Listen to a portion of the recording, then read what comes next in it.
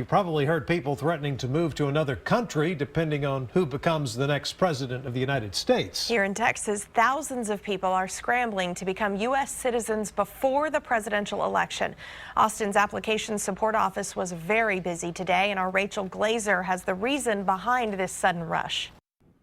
I was born in Mexico. I've been raised here all my life. Frances Ortiz came to the U.S. when she was 8 years old. I don't know any other country but this one. More than 2 decades later, she fears her status as a legal resident could be revoked, and she and her family would be forced to return to Mexico. That's our biggest fear right now. It concerns pretty much everybody that's in my group. Commonly called green card holders, they are legal, permanent residents of the U.S. It could all go away, absolutely. That is the concern of most of our clients. Robert Painter is the executive director at Austin's American Gateways, a nonprofit group that helps immigrants fill out the lengthy naturalization application. He says many are like Ortiz. They've spent most of their lives on U.S. soil. They've been living, working, and contributing for most of their lives, and they're afraid that all of that could be erased with a simple change in the rules. Laws that could be changed by the next president, legal status that could be eliminated. I will, and the wall just got 10 feet taller, believe me. It's got 10 feet taller. The rhetoric on the Republican side is the reason Ortiz is now racing to finish the application process.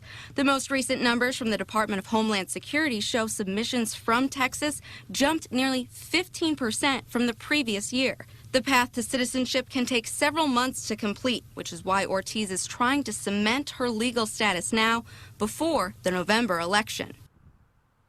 And that was Rachel Glazer reporting. According to the federal government, there are 1.3 million legal residents living in Texas. Just under 1 million are eligible for citizenship. Nonprofit organizations say the interest usually peaks in election years, but this spike is far greater than what they have seen before. In order to become a U.S. citizen, immigrants must pass a long list of requirements. They must already be lawful permanent residents and hold a green card. They must also live in the U.S. for at least 5 years. And they must be a person of good moral character, able to speak, read, and write English, and be willing to take the oath of allegiance. During the last decade, the U.S. has welcomed more than 6.6 million naturalized citizens. In 2014, more than 650,000 became U.S. citizens. In 2013, 75% of those people resided in just 10 states, including Texas.